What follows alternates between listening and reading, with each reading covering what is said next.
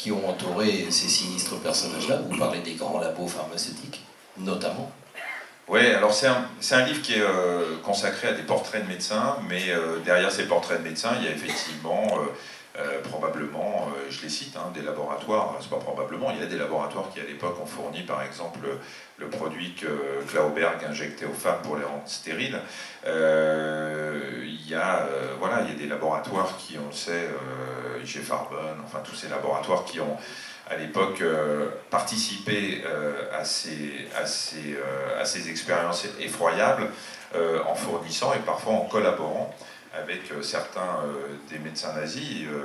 Alors, bon, le but de ces livres n'est pas d'aller enquêter parce que c'est pas mon métier et puis j'ai pas le temps d'aller enquêter sur les laboratoires, mais vous savez, il y a non seulement les laboratoires, mais si on doit commencer, moi je suis pas tellement pour ce genre de choses à regarder chez nous ce qui s'est passé. Vous savez, j'ai juste un exemple.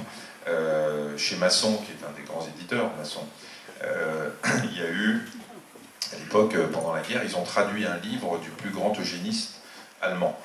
Ils l'ont traduit en français, pour le vendre en France, un livre terrible. Et justement, j'avais lu dans des archives que Masson avait traduit ce bouquin, et je me disais, tiens, j'aimerais bien l'avoir entre les mains, donc j'ai appelé Masson. Et je suis tombé sur l'attaché de presse. Alors c'est vrai que, bon, en général j'ai de la chance quand je dis mon nom, en général on passe des responsables assez vite. Mais là, l'attaché de presse, je lui ai dit, voilà, je suis en train d'écrire un petit bouquin sur les expériences médicales dans les camps de concentration, et j'aurais bien aimé savoir s'il vous reste quelque chose de ce bouquin, ou si vous avez une idée sur la façon dont ça s'est fait, etc. Elle m'a dit ah, c'est très intéressant, écoutez, je vais en parler à mon patron et puis on vous rappelle. Vous imaginez bien que j'ai dû rappeler 10 fois et que personne ne m'a jamais téléphoné. Voilà. Alors on peut faire des enquêtes, on peut passer beaucoup de temps à chercher ce qui s'est passé à l'époque, etc. C'était pas le but de mon livre, ni pour les laboratoires, ni pour les éditeurs. Ce qui ne m'empêche pas de les citer quand même. Bien sûr, on en vient. Si vous avez une petite bouteille d'eau. Oui, ça serait... Il fait à peu près 800 degrés là-bas, mais ici, je ne vous raconte pas avec les spots. Un peu plus. on va trouver ça, oui, c'est vrai que ça serait pas trop. Bon, on en vient à Strasbourg. Alors, Strasbourg qui occupe 2 chapitres et quelques dans ce livre. Et évidemment, compte tenu du contexte, je pense qu'on va vous écouter au moins autant d'attention qu'on a fait pour vous écouter dans cette première partie. J'aimerais que vous nous racontiez en quelques mots la démarche précise qu'en tant qu'auteur, vous avez mise en place au moment d'aborder le sujet de Strasbourg. Comment ça s'est passé, je dirais, simplement, techniquement, dans quel délai, il y a combien de temps, etc. Ah bah ça se passe très simplement. En fait, moi j'ai progressé dans l'écriture de ce livre, chapitre par chapitre, c'est-à-dire que je ne suis pas parti avec un sommaire, en me disant je vais faire Menger, Escher, Beidelböck, Hertel-Boreuser, Hirt, etc. Je suis parti et puis j'ai lu beaucoup. Et je m'intéressais à un médecin, je le traitais, j'écrivais, et puis je notais que j'avais entendu ou j'avais lu un autre médecin sur le truc, et puis comme ça j'ai avancé progressivement. Jusqu'à ce que j'arrive au fameux Hirt, dont j'avais vaguement entendu parler, mais je ne savais pas trop, franchement, ce qu'il avait fait. Je lis, je me renseigne, je me documente, et puis je m'aperçois que ce Hirt avait donc travaillé à Strasbourg et au Struthof, et il se trouve que il y a quelques années, en allant en grande visite à des amis, j'ai visité le Struthof, et donc ça me parlait un petit peu, et puis je me renseigne, et puis je m'aperçois qu'il y a cette histoire de collection de squelettes, qu'Hirt voulait faire un musée du sous-homme, un musée... le principe n'était pas complètement idiot dans la tête d'un type qui se dit que dans pas longtemps il n'y aura plus de juifs et qu'il faut les mettre dans un musée. Hein.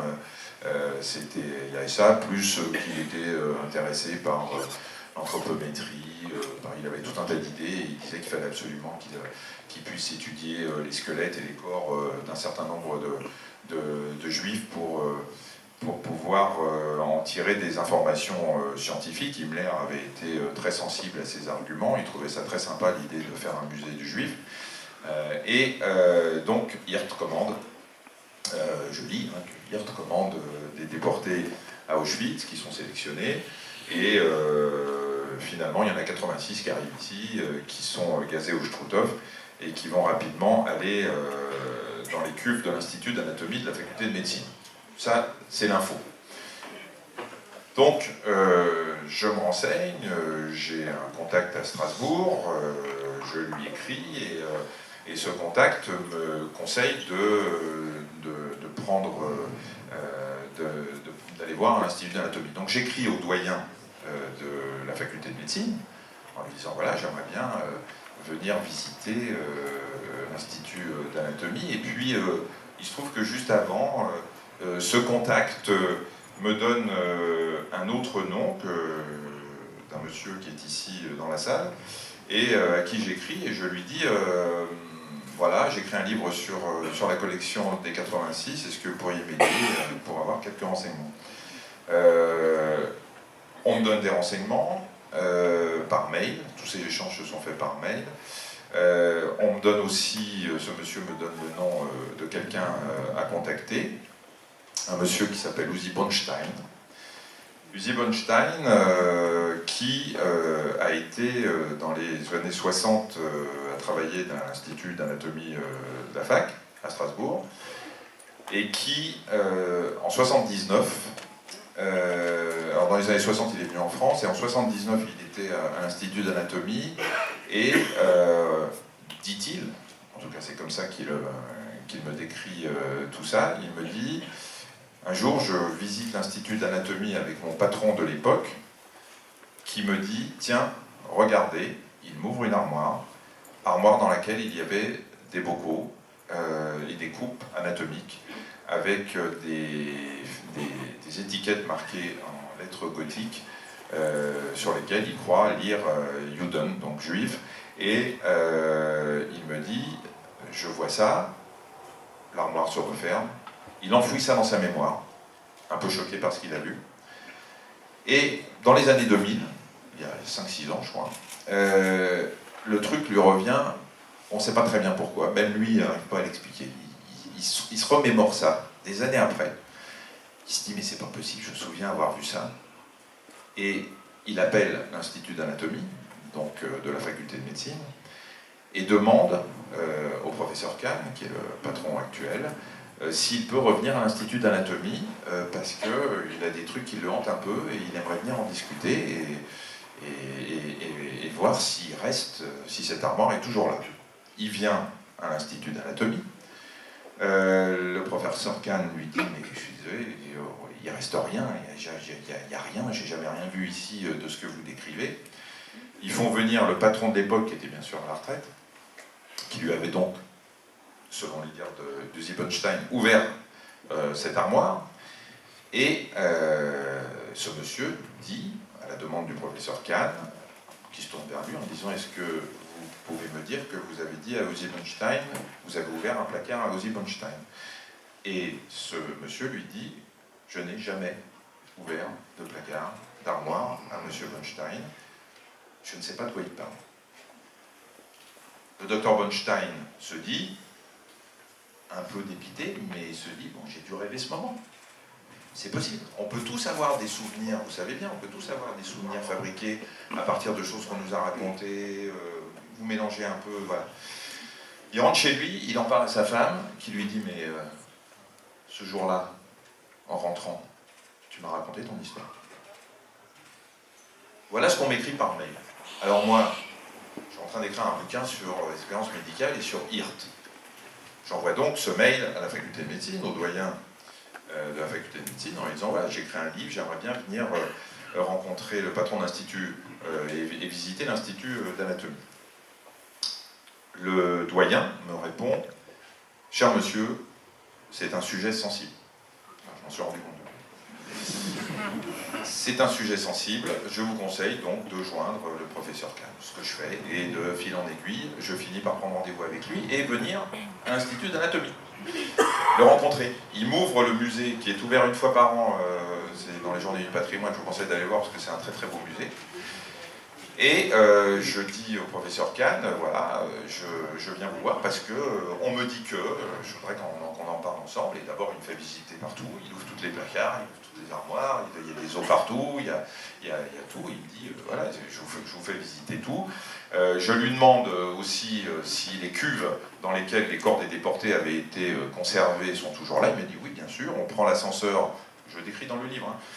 Je prends l'ascenseur dans lequel les corps étaient transportés probablement, ils sont assez longs pour y mettre des corps allongés, et je rentre dans ces deux salles dans lesquelles se trouvent les mêmes cuves qu'à l'époque où il y avait les déportés. Je peux vous dire que vous ne pourrez pas les voir parce que ça ne se visite pas, mais vous prenez un beau coup de poing dans la gueule quand vous rentrez dans ces salles et que vous imaginez qu'il y a eu des cadavres de 86 déportés ou des morceaux de 86 déportés dans ces cuves, dans lesquelles il y a encore des corps, puisque ces cuves servent à conserver les corps qui vont servir à la science et qui vont servir aux étudiants en médecine. Et après, je rentre dans le bureau avec le professeur Kahn, et on discute, et il me dit, je vous assure qu'il n'y a plus rien, je n'ai jamais pu rien voir, on n'a plus rien de ce que vous racontez ou de ce que raconte M. Bunstein, depuis, d'après ce que me disent mes prédécesseurs, depuis 45 ou 46, tout ce qui a été retrouvé à l'époque est parti et a été enterré au cimetière de Cronenbourg.